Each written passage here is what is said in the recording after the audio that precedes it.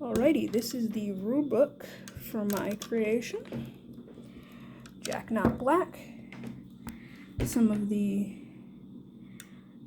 other pieces of information, ages to be determined. It is built for 2 to 4 players. I will only show a game with 2, as I'm doing everything at this point, so it would just be more convenient. These are the card values here. All the face cards, they just have whatever number is on them, that is what they're worth, whereas the King, Queen, Jack, and Joker are worth 10, and the Ace is worth 11. For general, just thought process, this was built as a combination, sort of blackjack and war, except the goal is to have the highest number possible, not 21 or lower. For setup, I'll show you that afterwards, but this is just the whole thing so you can see it. Right here. And for the credits, the main ones was this background. The cards themselves is from Pexels, whereas the cards are bicycle cards. Standard deck. Little extra, they do have the Joker in them for this particular case. If I move this over, I did leave these are going to be folded, but I left them like this so you can see them easier. In terms of general requirements, overall, the theme this week was failure, hence the trying to go over the number.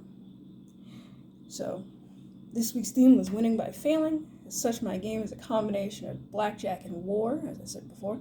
Since in this case you need to win, to win you need the largest number, not 21 or under. Plus the war mechanic of when you get the same number and you do a battle, that is part of the game. So you would have to plan around that, as battles take place on the 3rd round or the final round, whatever number, depends on the players, but you can trigger one. However, the other players can also trigger one, and only one battle may occur per game. So you've got to decide, do you want to wait until the end, potentially, and have, more cards to lose, or do you want to do it early when you don't have as many cards to lose, but potentially locking yourself in where now you don't have a backup plan? So, as I said, for different, it does borrow from both of those games, both blackjack and war, but the combination of them I have never seen when I was looking into it. You can directly affect each other in this one, whereas other games, normally you're kind of on your own, so with the battle mechanic, you can directly interact with another player. Plus, the initiation of the battle, war, you cannot just start one. It's all dependent on the cards themselves. In terms of fun factor, the on-the-fly decision-making. As I said, you can, if you so desire, trigger a battle right at the beginning.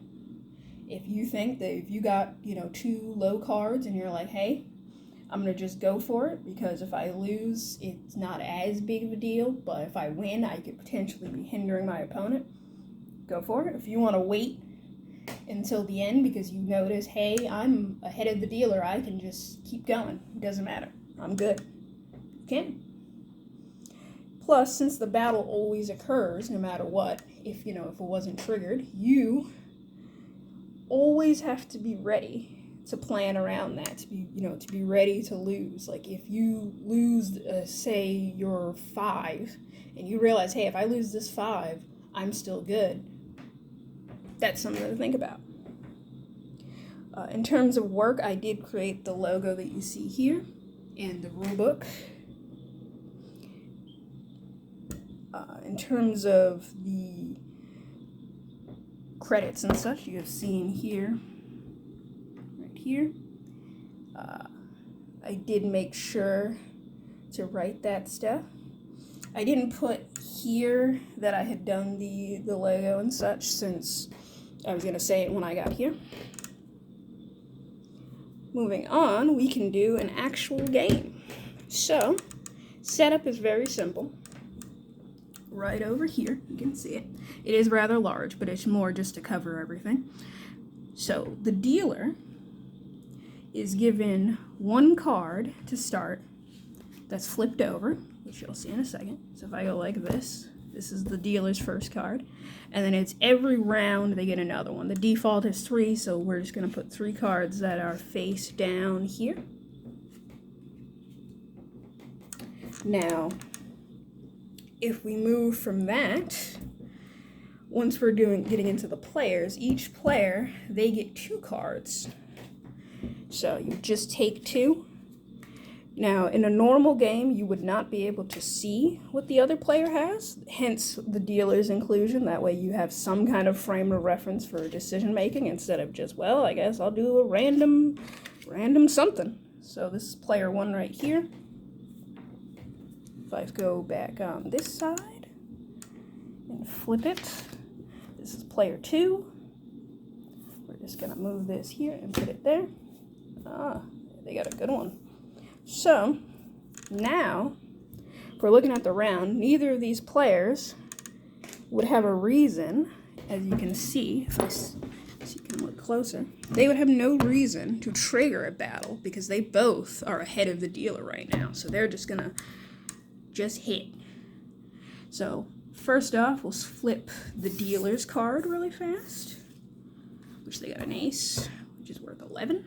And then for both players, I'm just going to grab 1 card each. We're going to move them just down here so you can see them all in one frame.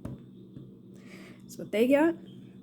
Now they're going to hit again because, like I said, they're ahead. They're very much chilling right now. Well, this one is. This one's a little nervous, but if you look at the total, they'll be fine.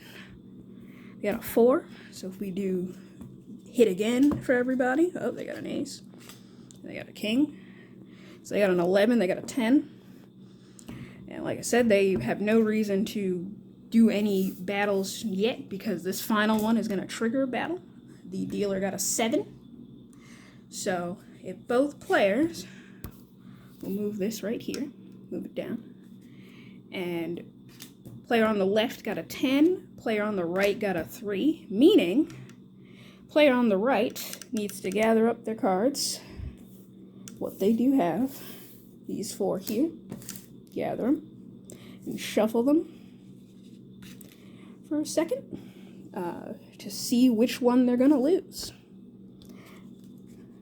Grab them like this, move them a little closer, there we go. Now, if I go like this, right here, move this, so they're right here, as you can see real close. So I'm just going to shuffle them. Now, normally, the other player would be the one to pick one of the cards. This way, the opposite, the player who's losing the cards, they can't turn around and be like, keep an eye on, because there's not a ton of cards that they're having at once. So, this way, they can't sit there and try to memorize which one they're going to take, which one so they don't lose it. So, we shuffle them. The second player lost this card right here, the 3, which we can put off into the discard pile in the middle, right over there. Now, if you look at these cards, one moment, this is what they have left. The second player, so they have an even 30.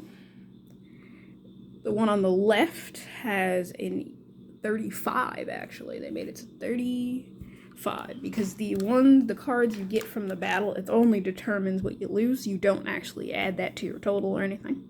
So far they're winning. If we go here, we can see that the dealer did not get lucky. And they ended up with a 32. So they lost out by 3. So this player over here is the winner. Other than that, that will be the end. Here's the edited so you can see that what I created. I did say it verbally in the video, but I wanted to be sure.